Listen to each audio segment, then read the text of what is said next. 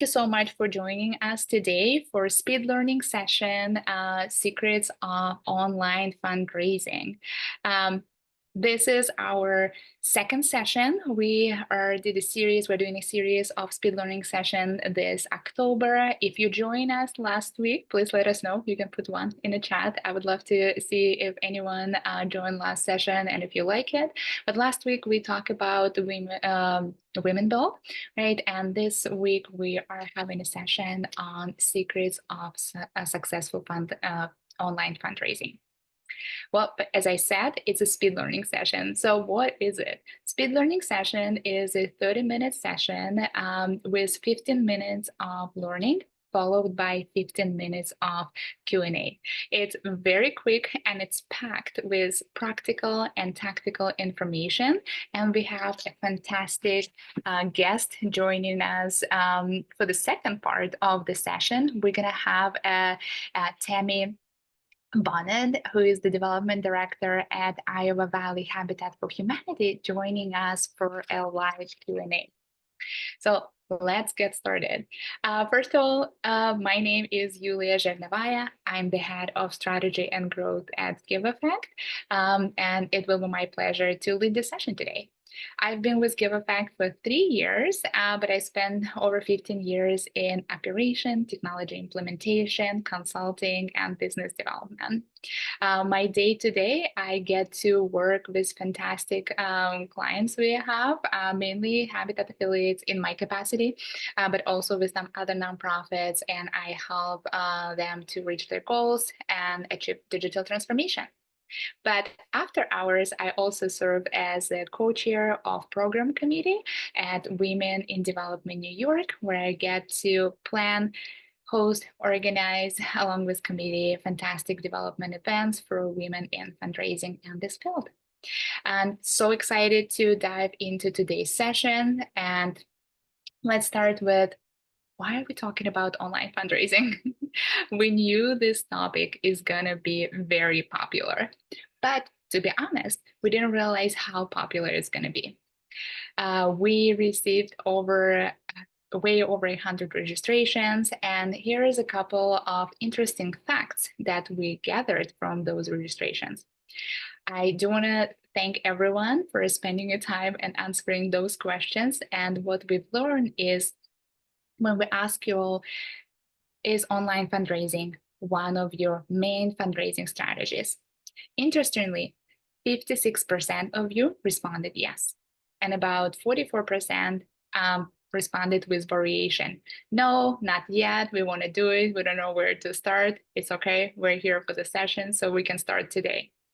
But what is even more interesting, that when we ask, how would you rate your current fundraising results? Right?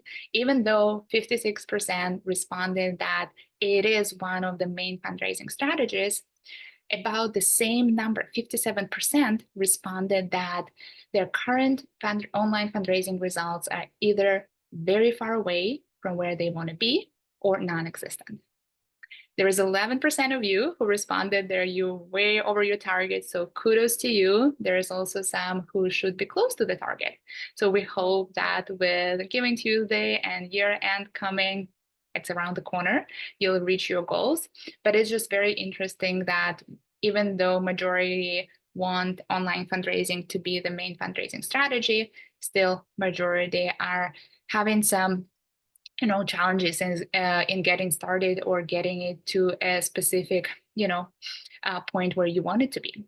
We also received over 80 questions ranging from, how do I do it through social media, email marketing, donation pages?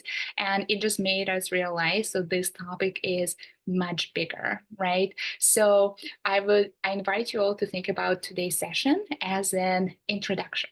We're going to be talking about kind of main buckets and probably the most easy things to start doing right away, starting today, right? And what we want to do in the future is probably create a series in the new year talking about each different online fundraising strategy and diving into each of them. So stay tuned for that. But today, what we are going to do is to focus on some big bucket items. So we're going to talk about, and we're going to look at your donation pages, online campaign specifically going to be focus of our interview. And now we're going to talk about what are some of unique strengths as a Habitat affiliate that you can leverage and utilize to improve your online fundraising results. Last but not least, we're going to spend just a minute or so talking about marketing and communications. All right. So first thing first, let's talk about donating page best practices. Here is the top 8 best practices that we've seen making the biggest impact in the results. I'm gonna go over this best practices, and then we're gonna take a look at the actual example of a live donation page where you can see how it all plays out. First thing first, offer online monthly tribute options on your donation page. Offer multiple payment options. Again, your your donor base may be right now very comfortable and okay with having credit card and ACH payment, but as you think about attracting younger donors, maybe new donors, that then offering additional options like Apple Pay, Google Pay, maybe PayPal, Venmo, maybe some of them, if not all of them, but that will help give additional options and meet donors where they are. The next one is adding impact statements. So what is impact statement? Impact statement is the explanation where this donation will be going to, right? I'll show you an example in a second, but we have done some research and we found out that when you use those impact statements, it increases the average amount of the donation at least by 15%, right? So if your average donation right now is about $85, it will boost it. You can expect it to grow to about $100, right? And next one is collecting communication preferences. Wow, I cannot stress this one enough. Your supporters, your donors, volunteers, they all prefer different types of communications. I'm the email person, right? Please don't send me letters, but I'm sure you have a lot of supporters who prefer letters, or maybe some who prefer SMS. So making sure we're collecting that information on the donation page, that helps to kill 2 birds with 1 stone, right? And it helps you to get some data so you can build a communication and engagement strategy in the long run. Next one, next two actually, frequently overlooked. So the first one is provide donors with the option to pay credit card processing fees. And this is important, have the box pre-checked. We found that by having the box pre-checked, you can boost fee coverage from average of 40% to at least 68% or as high as 88%. So I know I think this feature is very underutilized. I know the majority of different tools like Giveffect has this option. I'm sure other providers also have this option. And I just see it a lot of time. Folks don't even know about it and it's underutilized. So I invite you to check your page, see if it's there. Can you enable it? And let's boost some fee coverage, and so you don't lose any dollars on the donation, so you can decrease that amount. Next one, again, also very underutilized, and we truly recommend you to ensure that your donation page is under your domain. What it means is if I click donate, right, the new page gonna pop up, make sure it's under your habitat.org, not giveffect.com 12345 or network for good 6584 or something like that, right? You will be surprised how many times we'll see that that donate page doesn't reflect the name of the organization. And it seems like such a small thing, but with the online fraud rising, we can assure you that there are some donors who will be hesitant to complete online donation if it doesn't fully reflect the branding of your organization. So again, I invite you to take a look at your page and see if it's there. If it's there, great. You can check it out from your list. And the last 2 points is your automated tax receipts and thank you. That's great. But the second point is even more important. welcome series. We've seen tremendous results when your thank you and tax receipt are followed by a welcome series to new donors. What is welcome series? It's a series of 3, 4, to be honest, how many you can. You can start with 2. You can grow more in the long run, but a series of emails where you're sharing your mission, your upcoming events, volunteer opportunities, your client stories. It just helps someone who maybe for the first time interacting with your organizations to understand your mission and build a relationship, and it will help them to know you more and support in the long run. So those are some best practices that we found among our Habitat clients. And to show you how it might look on someone's page, we're going to take a quick look at one of our clients, Habitat for Humanity Central Ohio. And this is what you can see here. This is the URL that I was talking about, right? It's yourorganizationaldomain.org. Also important that this logo links back to your website. Sometimes I see that it's not. Here we have different options for the gifts, and this is the impact statement, right? So this is how this organization set it up. I've seen it set it up in multiple ways, but I think it's very clear and encouraging for donors to, maybe donate a higher amount.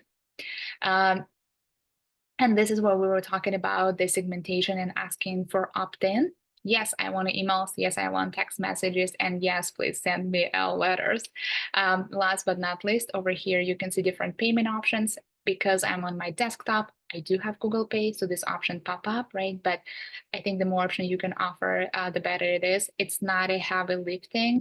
It's done easily with current technologies. So I encourage everyone to look at that. Fantastic.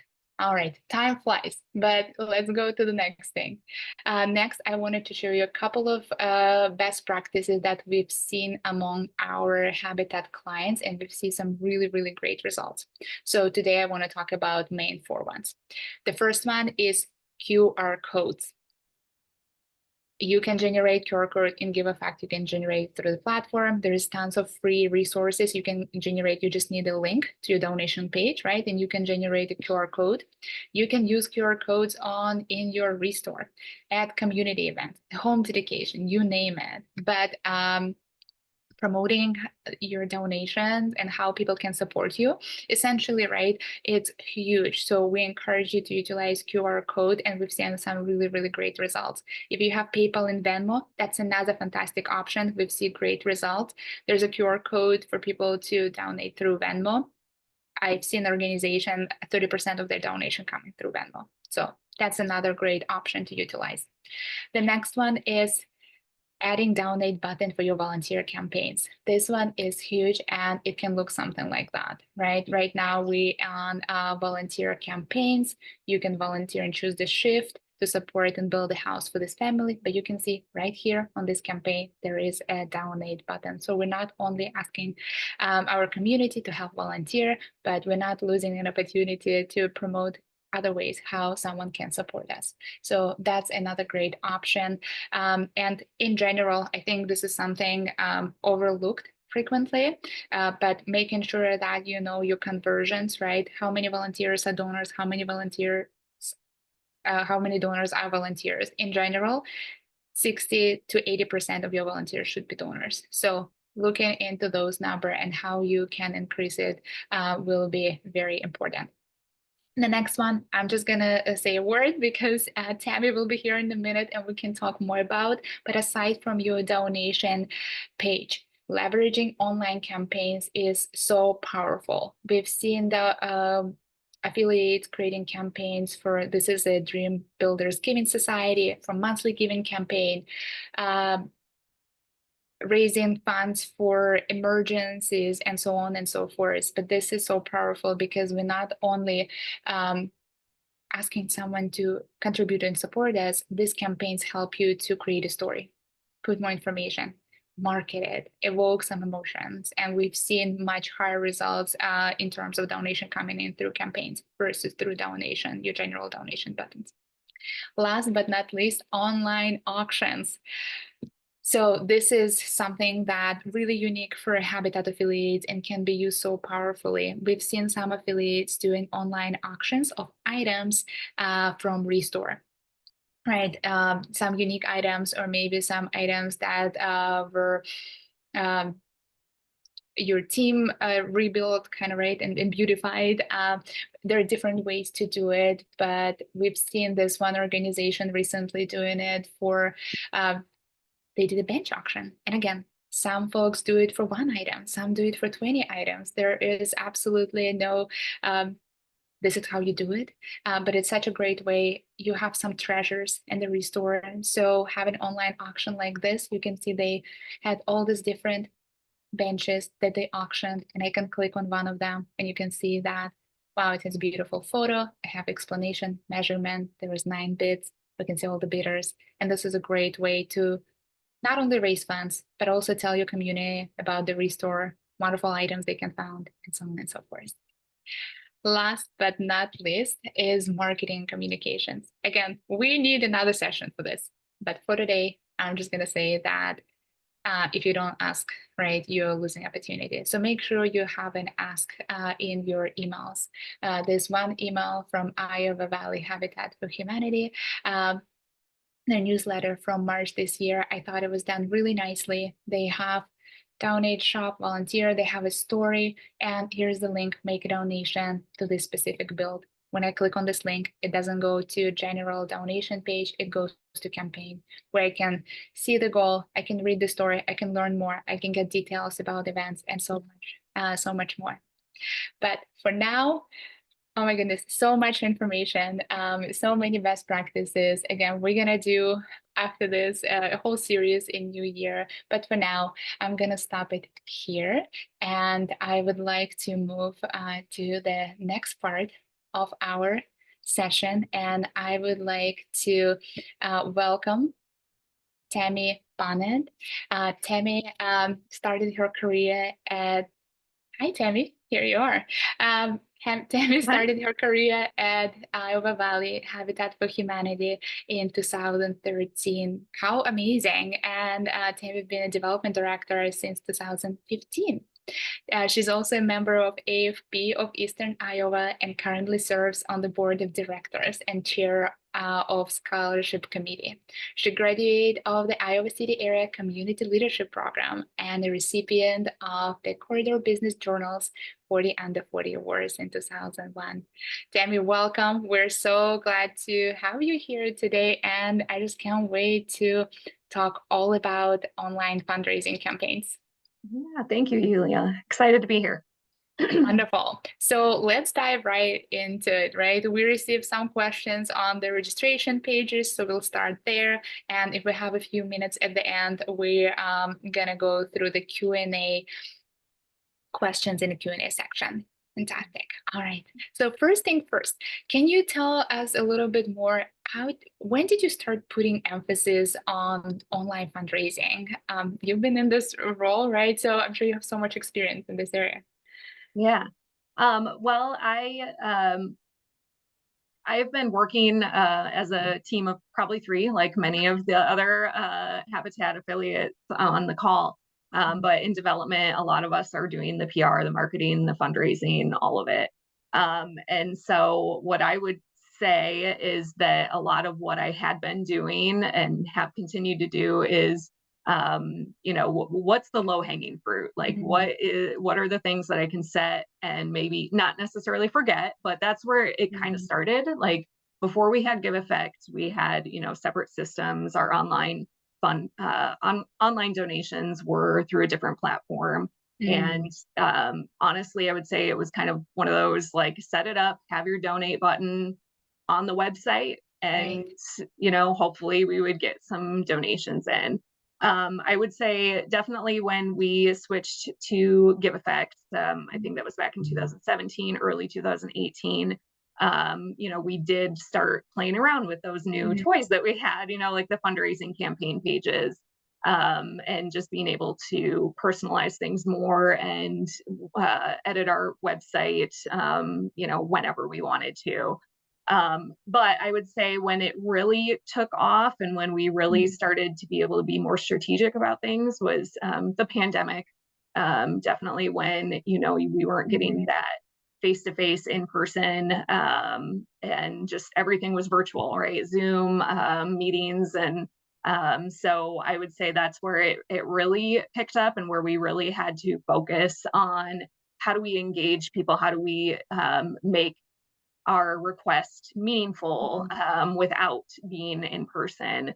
So I would say, 2020, 2021, that's where it Mm. really, where our online fundraising really picked up, and it's just continued to Yeah. grow in the past couple of years. So, And I'm sure a lot of people on the call can relate to that, right? Like kind of that it shifted everything.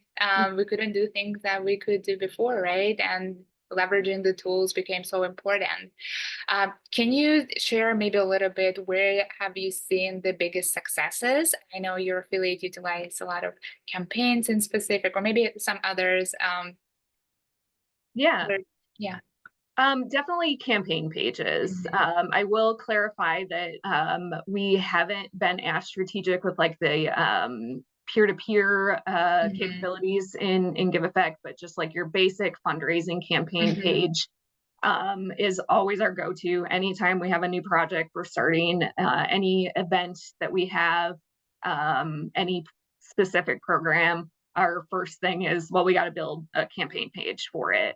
And um, where why I think those have been more successful is it just streamlines, like, your goal is to get people to your donate button as Mhm. quickly as possible. Right. And so we were relying heavily on our website, which, we still use the website, but that would kind of be the first place that we were directing Mhm. people. For example, for Women Build, okay, go to our website and see this page, learn more about Women Build, then click the donate button and get to the Mhm. campaign page. So we kind of shifted things. So yes, those pages still exist on our website. There's still a donate button, but the same info that you can find on there, we build into the campaign page. And rather than directing people to the website, we're directing them directly to that fundraising Mhm. campaign page. And it just, like, people want easy. And so cutting out the steps that they have Right. to take to get to your donation checkout is really, really important.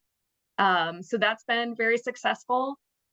We've had a couple specific campaigns that have been very successful.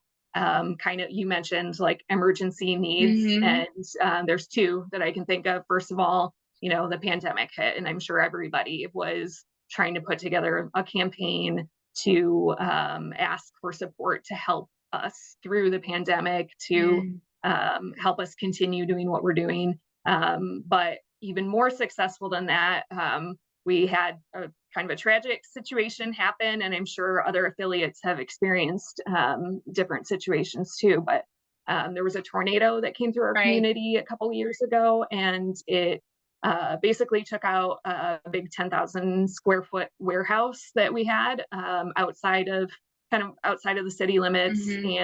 And it housed everything that we needed, our construction vehicles, Wow. construction trailers, tools, new appliances that were supposed to go into building or new homes.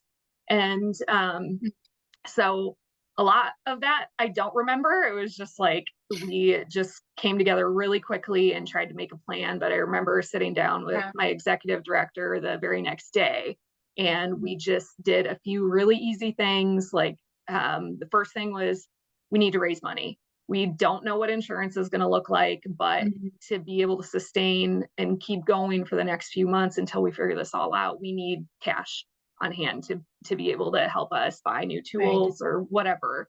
And so our first thing was, yeah, we need to fundraise. Mhm. And I said, yep, I'll build a campaign page. And then it was, share, share, share. Like, what are the different avenues that we're going to use to share this out? And so once that was built, it's always, do we have a QR code for it? The Mhm. shortened URL, Mhm. as you talked about, we use Bitly a lot, and they're free. Like, there is a premium that you can pay for, but the base free level gets you everything that you would probably need. So I always create like a shortened URL for our campaign pages, and then a QR code. And so we just had that plastered on everything that we were putting out. Lots of digital communications, Facebook, anything you can think of. But news coverage was really, really, they picked this up. And we had a lot of interviews on site. We were invited to do a national news interview with Fox News for a really short snippet. And so having that bit.ly ready to go to say, and if you Yeah, want to help us, go to bit.ly / I don't know what we that's customized, right. like Habitat Yeah, Warehouse or something like that. We raised within like a week, we raised over $75,000. that's And incredible. it just like the Giveffect campaign page it's so easy, like we just set it, and then, you can tweak things. You can go back in and maybe you want to put in a new photo or a meaningful story or something, but just to put together the basics, a little bit about here's why we need it, and set up your data mapping so that in the CRM it's going where you need it to go for fund and whatnot. Um, and it's just the easiest way to have people continue to share that out. So that was definitely a big success. We don't wish for that to ever happen again, but But I um, commend yourself, exactly the team, how quickly you took actions and how yeah. quickly in this situation you were able to put it together. And I think was I think one of the point, because sometimes folks can think that, well, maybe it will take a lot of resources, maybe it will take a lot of time, but hearing to you, it's like better now is better than perfect tomorrow, right? Mhm. And it doesn't have to be difficult, it doesn't have to be perfect. It can be that when you have the tools, it can be the matter of a few minutes, Yeah. right? Yep. Yeah, no, absolutely. Thank you so much for sharing that. Mhm. I think one of the questions we also had, and we're getting close on time, but if you only can do one thing, a lot of folks, as you can see, right, on our survey, like almost 50% of the folks saying like, we're so far away from where we wanted to be, right? And if there one thing you can start doing, do you have any advice? What can it be? Yeah, I would say definitely look at where your donate button is, on your website. Is it, you just want people to be able to see that and click into it. It should be one of the first things they see. And then if you're doing newsletters, same thing, like have that donate button right at the top. And then I would say, in addition to that, you can drive that button or link to go where you want it to. But I would almost suggest, if you've got that campaign page, I would do that. So like our year-end fundraising, everybody's planning that. And so I just yesterday set up our page, and that'll go directly to that campaign. But then a lot of other times I'll just put it straight to the donation checkout page Mhm. too, just to, you want to make it really streamlined. And so I think those are kind of things that you can just set and almost forget for a little while until you have more time and resources to put into it. But definitely look at where your donation button is. And then on social media too, like Facebook, Mhm. have, go in there, make sure that your page has a donate button feature. And then Mhm. Instagram, check where the link is, make sure that link is in your bio. You can have your website, but since you have place to put an additional few links, put that direct checkout donation link into your profile too. Mhm. Thank you. There's so Yeah. many great information in there. I know we're almost on time. Tammy, if you're okay, maybe we can stay for just a couple of minutes, if that's all Yeah. right. I want to Yep. make sure that if the audience, we have so many folks joining today. Thank you so much for being with us. Carolyn raised her hand. Let me see. Carolyn, this is the mute allowed. I'm gonna unmute you so you can ask your question. Let's see if it's gonna work.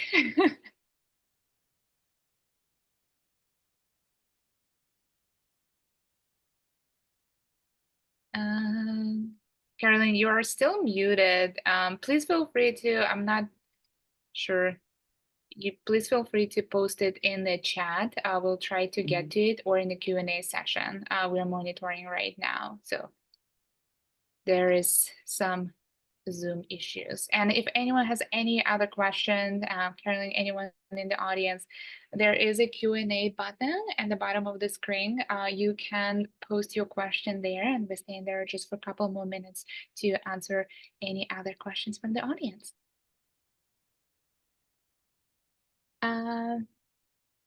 Oh, thank you, Caroline. No question, just a, just a compliment. We appreciate it. Thank you. Well, I guess one last question then from my end, Tami.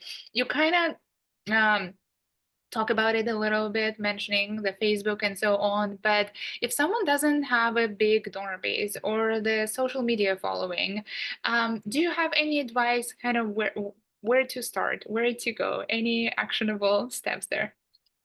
Yeah, that's a great question. I'm not sure, but what I had been thinking about in terms of that question was, recently, this year we're working with a few different of our volunteer community committees, and we have a lot of members that are part of a faith community or church, and we've been they've been asking, hey, we want to include this information like in a bulletin, or can you put together something that we can, like a half sheet or a quarter page thing that we can hand out at the end of our services.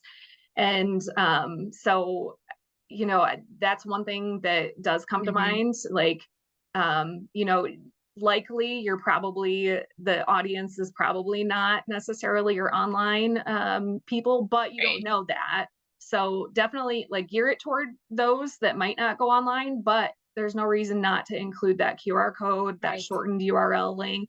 And I think, just keep doing that. And eventually, I've had donors where year after Mhm. year, they're writing that check, they're sending in that check. In the last couple of years, there's been a few that I'm surprised have There you gone go. and done the online checkout, or donated through our campaign page. Right. So yeah, I would say any any opportunity you have to do like a printed material or something that people can put like in a community bulletin um, type thing, then yeah, just why not include that Why short not? URL, include that QR code, and Yeah. hopefully that helps. It'll get somebody. That's what we say at the end of the day. It's like, well, if it gets two new supporters or two new donations, then and it wasn't too much of your time, then it was good. Exactly. No, I'm with you. I always like to say, like, your donors, your supporters, your volunteers can surprise you. So don't like take that opportunity from them. They can surprise you in a big way. Yeah. But we're on time, so I think we're gonna be wrapping up. I'm just gonna put something for a second on the screen. But before we wrap up, I really wanted to say thank you, Tami, to you for joining us today, to sharing your experience and everything you guys are doing at your affiliate. I also wanted to thank you, everyone who joined us live on this call. There will be video available. We will be sharing a replay, and you'll be able to get it probably in a couple of days. So please stay tuned regarding communications from our team. Last but not least, we have a great webinar specifically for Habitat affiliates, but in general for nonprofits as well. Here's the QR code, right? We talk a lot about QR codes today. No, you can scan it. You can visit our video library. We had a workshop last week again about women build. We had some workshop about sweat equity. So please join. There's so much information. And if you want to connect with myself or any members of our team, here's a QR code for my scheduling page as well. And we really appreciate everyone's time and engagement. It was such a great 2 sessions, and we really look forward to continuing this in the new year. With that, thank you so much, everyone. Have a fantastic Thursday, and we hope to see you again soon. Okay, Bye. Thank bye. you.